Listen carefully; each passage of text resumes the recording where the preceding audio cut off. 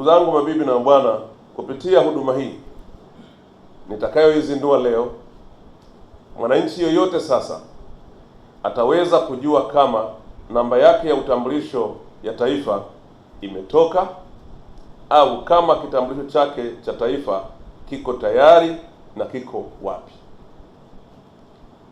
Si hayo tu, huduma hii pia itamwezesha kufuatilia hatua kwa hatua maendeleo ya maombi yake ya kitambulisho cha taifa kupitia simu yake ya mkononi pamoja na namba yake ya utambulisho wa taifa kama amezisahau au kupoteza.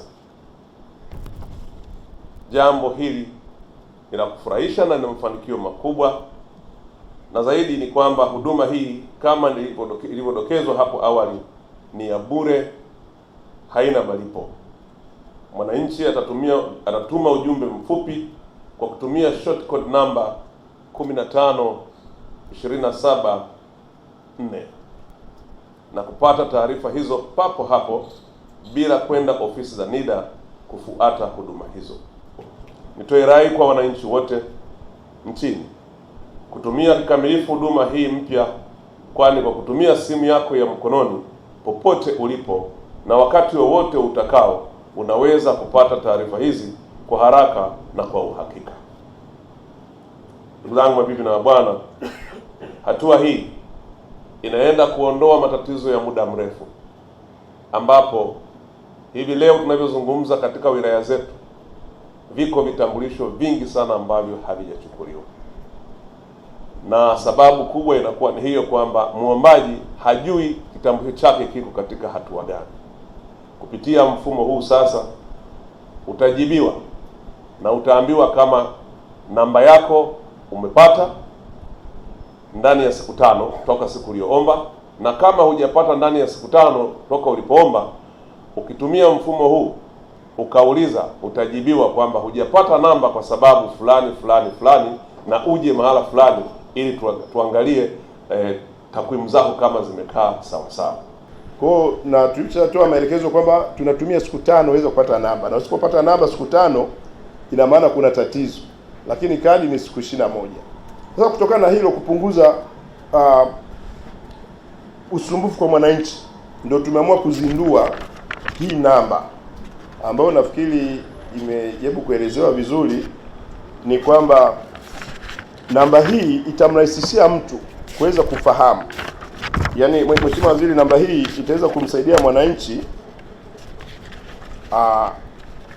kuweza kutambua endapo mwananchi hajui au amesahau namba yake ya utambulisho wa taifa. Huyu ataandika ujumbe mfupi wa simu kwa utaratibu ufuatao.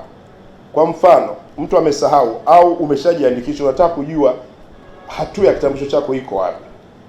Kwanza kabisa, kwa utaratibu huu utaanza na jina la kwanza la muombaji, alafu utaweka star, utaweka jina la mwisho. Kwa mfano kama mimi ni James, nitaweka star, nitaweka Kaji, alafu nitaweka tarehe, mwezi na mwaka wa kuzaliwa, nitaweka star. Utaweka jina la kwanza la mama. Jina lako la kwanza ni Musa, unaandika Musa, unaweka star. Jina la mwisho ni Juma, unaweka star. Unaanza na tarehe ya kuzaliwa, kama unazaliwa tarehe 2 unaanza na 02, kama tarehe 2 mwezi wa 3 03 mwaka 1987 unaweka star. Unaenda jina la mama, labda anaitwa Dorothy, star. Pakome la baba, basi mtu huyo atapata ujumbe mfupi wa maneno usemao, ndugu Musa, namba yako ni inatokea namba ya usajili na kitambulisho chako kimeshazalishwa, na kama bado haujachukua, tafadhali fika ukichukua ofisi ya NIDA Masasi. Ikiwa taarifa za maombi ya kitambulisho cha taifa bado zinashughulikiwa, atajibiwa kuwa uhakiki wa ombi lako bado unaendelea. Kwa hiyo Mheshimiwa Waziri na mgeni rasmi, watumishi unaowaona wa NIDA kwanza ni wachache, lakini wanafanya kazi katika mazingira magumu. Kila ofisi tuna watumishi kama 2.